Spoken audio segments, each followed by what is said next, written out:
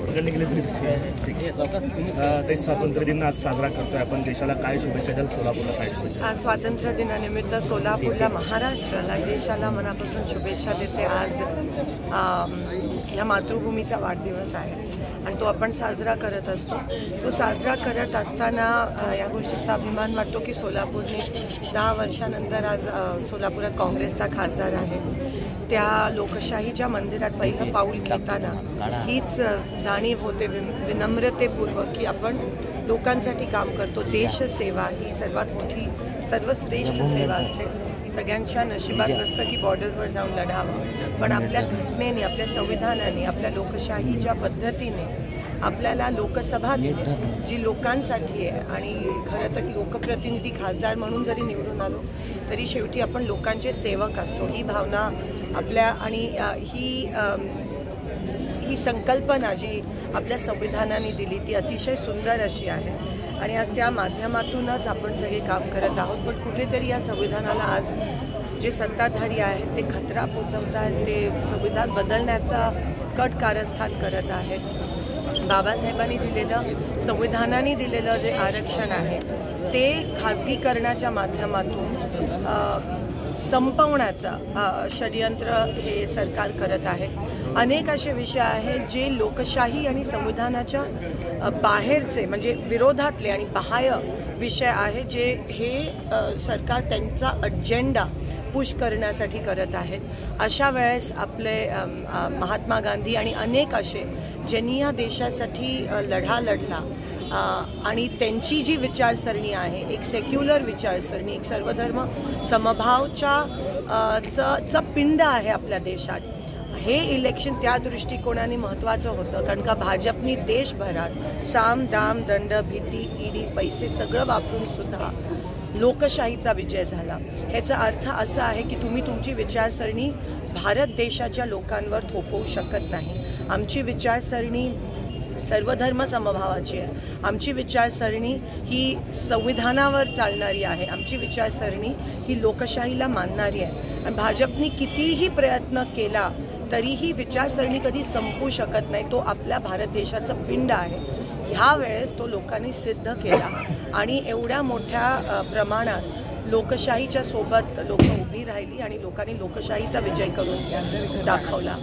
मला असं वाटतं म्हणून हा आजचा दिवस हा खूप साजरा करण्यासारखा आहे आणि आपण सगळे आज काँग्रेसी म्हणून आपण वचन घेत आहोत की ही लोकशाही आपण टिकवणार, हे संविधान आपण टिकवणार आणि भाजप ची जी लोक आहेत, जे संविधान विरोधी आहेत, जे लोकशाहीच्या विरोधी आहेत, ते खरं तर देशाच्या विरोधात आहेत, ह्या मताची मी आहे। आणि म्हणून आता काही दिवसात महाराष्ट्राची देखील निवडणूक लागणार आहे। तुम्ही बघा त्या निवडणुका पण पुढे ढकलण्याचं षडयंत्र करत आहेत, म्हणजे त्यांना कोणतीही संविधानाने दिलेली गोष्ट मान्य नाही आहे, सगळ्या गोष्टी त्याच्या बाहेर जाऊन करण्याचा प्रयत्न करतात। आज सोलापुरात महापालिकेची 3 वर्ष झाली निवडणुका नाही आहेत, ते पण संविधान बाह्य आहे कारण का ते मागच्या वेळेसच 3 वर्षाखालीच व्हायला पाहिजे होता। आज पाणीपट्टी 10 पट वाढवली आहे, पूर्ण सगळीकडे त्याचा इफेक्ट मोठ्या प्रमाणात होतोय। सगळे अन्यायकारक निर्णय हे भाजप सरकार घेतं, आम्ही त्याचा निषेध करतो। पण आजचा दिवस आजचा लोकांचा दिवस आहे, ह्या मातृभूमीचा दिवस आहे, तो साजरा करताना आपण वचन घेतोय की आपण ह्या देशासाठी आपल्या शेवटच्या श्वासापर्यंत सेवा करणार आणि लोकांसाठी आपण शेवटच्या श्वासापर्यंत आपण सेवा करणार आहोत, त्यांच्यासोबत आहोत।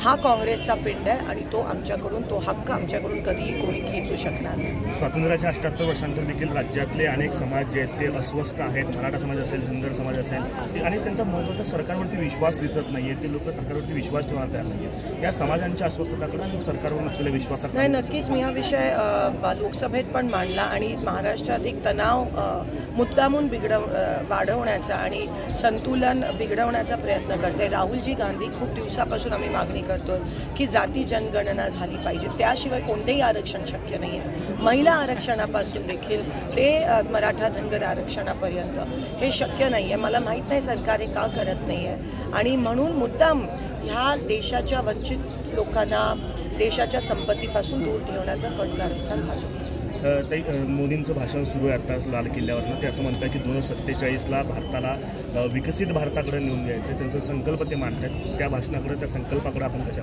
मला पूर्ण खात्री आहे की भारत देशाच्या लोकांच्या योगदानामुळे भारत हे लवकरच सुपर पॉवर होणार आहे. पण ते देशाचं लोकांचं योगदान आहे आणि आपला थॉट प्रोसेस जो आहे तो सेक्युलर आहे. त्याच्यामुळे भारत पुढे जात आहे. पण ते केवळ एका माणसाचं श्रेय नाही आहे. ते अनेक वर्षापासून अनेक गव्हर्नमेंट्स, अनेक सत्ताधाऱ्यांचं जे श्रेय आहे त्याच्यामुळे. लाडकी बहीण योजनेचे पैसे जमा व्हायला सुरुवात झालेली आहे.